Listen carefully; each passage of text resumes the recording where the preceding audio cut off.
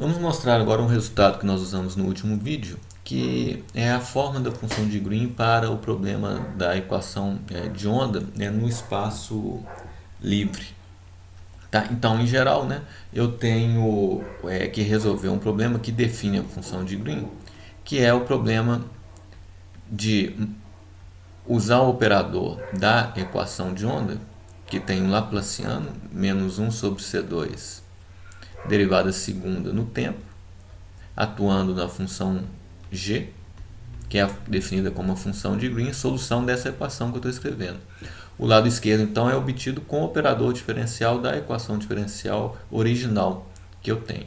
E o lado direito eu substituo por funções delta. Então, as não homogeneidades estendidas no espaço dão lugar agora a essas funções delta, delta de R menos R', delta de T menos T'.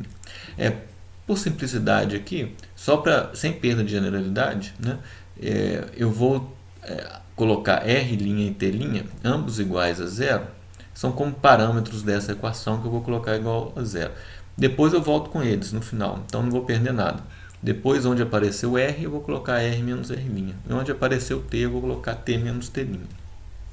Então, a equação que eu vou resolver agora vai ser para essa escolha particular, mas que depois eu vou estender para qualquer valor de R' e T'. Então, essa é a equação que eu quero resolver para obter então, a função de Green para o problema que me interessa.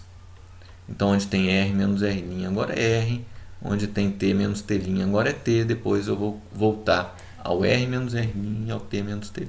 É só para facilitar a notação aqui. Então,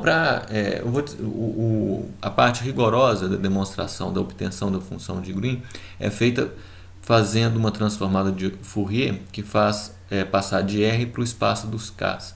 E lá no espaço dos Ks, essa equação assume uma forma especialmente simples, que é um oscilador harmônico com uma força impulsiva em T igual a zero. E isso a gente resolve facilmente. Depois, com uma transformada inversa, a gente obtém a função de Green. Aqui eu vou fazer uma coisa mais simples ainda, que é um argumento semi-quantitativo, só para não ficar muito solto, aquela definição da função de Green. Então, eu vou partir de uma proposta de escrever essa função de Green como uma função que se de RT dividido por R. Veja que isso é uma mudança de variáveis. No lugar de trabalhar com G, eu vou trabalhar com Xi, uma mudança de função incógnita aqui. E vou agora usar esse operador em coordenadas esféricas para aplicá-lo agora. Ele é aplicado em G, eu vou aplicar no Xi sobre R e vou conseguir fazer algumas derivadas, porque tem essa parte de 1 sobre R que eu posso fazer usando a regra da cadeia.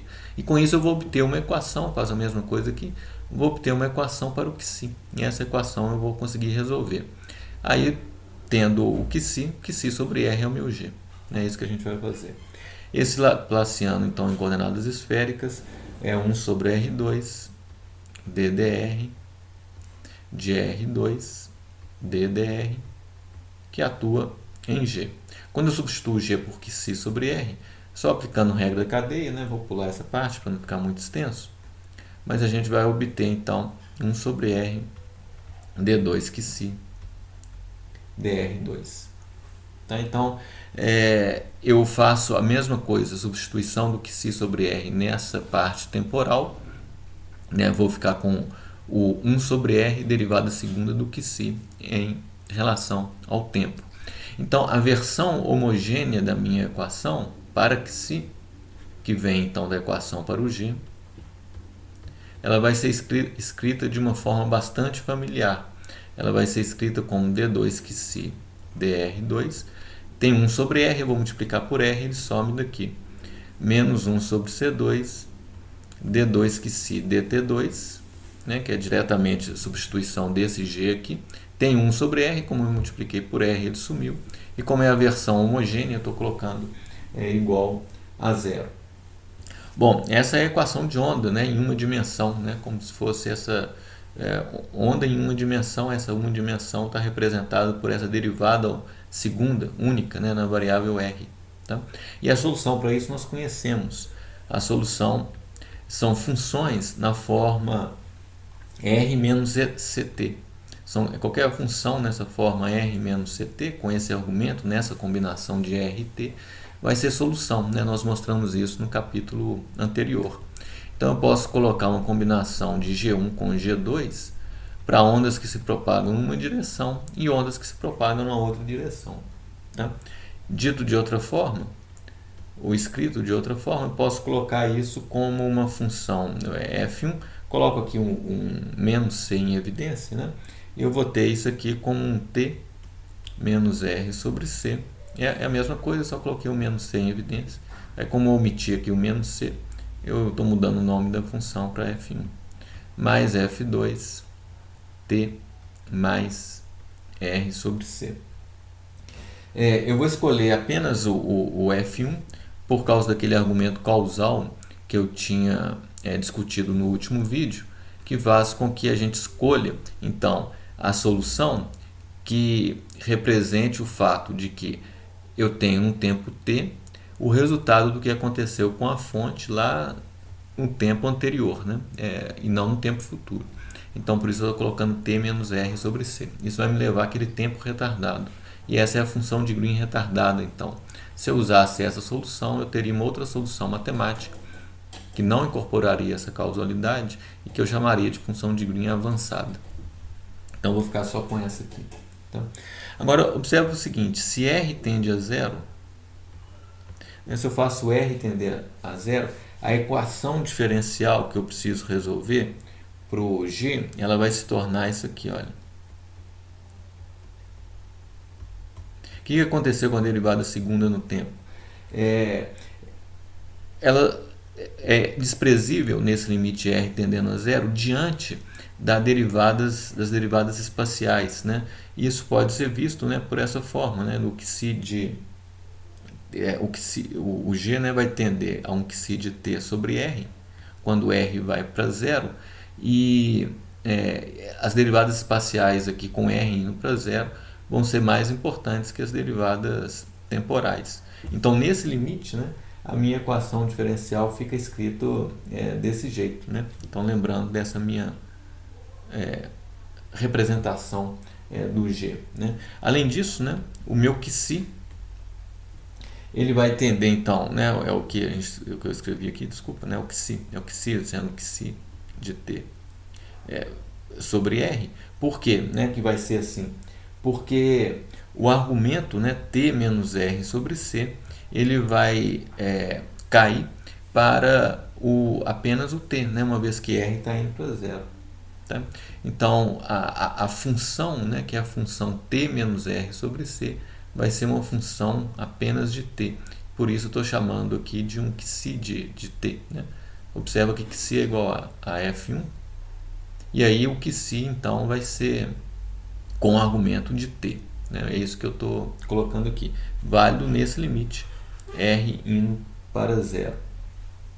Então, a gente tem uma equação diferencial escrita assim, ó, Laplaciano de G é menos 4π delta de T delta de R, ou, passando para aquela minha proposta em termos de QC, Laplaciano de um QC de T sobre R, né, que é onde está a função está indo, né? Esse é meu G, identificado com QC, que nesse limite é um QC de T sobre R, por isso escrevo dessa forma.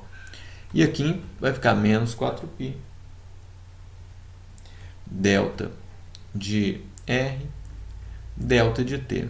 Ora, a gente sabe alguma coisa sobre a solução dessa equação, porque a gente já discutiu uma identidade que no eletro 1, que era assim, ó, Laplaciano de 1 sobre R é menos 4π delta de R. Né? Isso aí como se fosse uma identidade, uma identidade, né, que é provada fazendo o cálculo Laplaciano para R diferente de zero e aplicando um processo limite quando R vai para zero.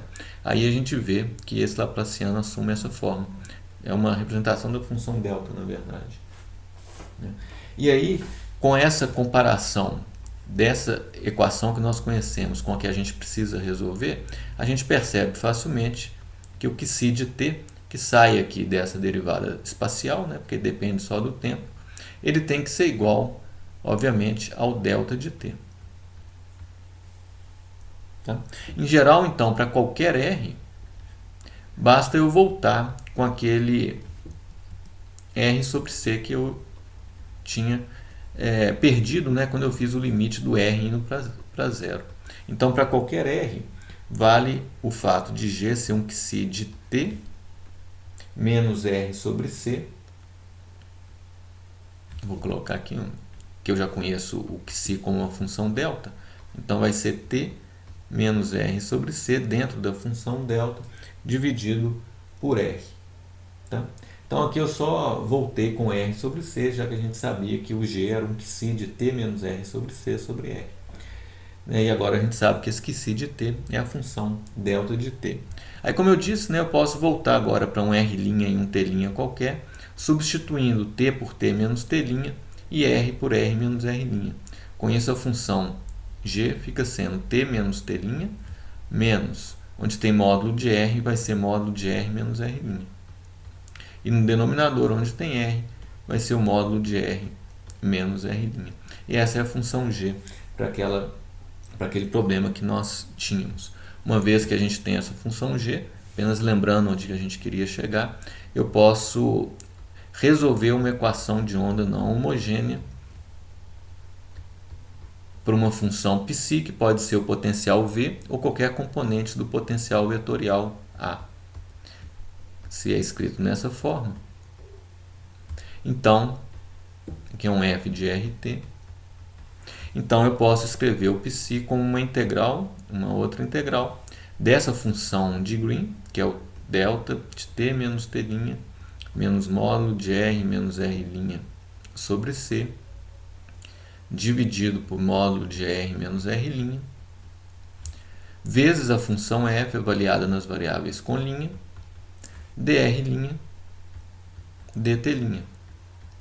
E a função delta me permite fazer a integral fixando o valor de t' em t menos módulo de r menos r' sobre c, que eu defino como t retardado, e por isso as soluções vindas daqui são chamadas de potenciais retardados. Tá? Eu posso então fazer a integral no tempo, né, t', e o meu psi passa a ser a integral só no espaço agora, da função f em r' e no tempo retardado, definido acima, dividido pelo módulo de r menos r' integrado em dr'. A integral em dr' não posso fazer porque eu não conheço essa dependência espacial ainda. Mas essa é a forma da solução para o problema da equação de onda não homogênea no espaço livre.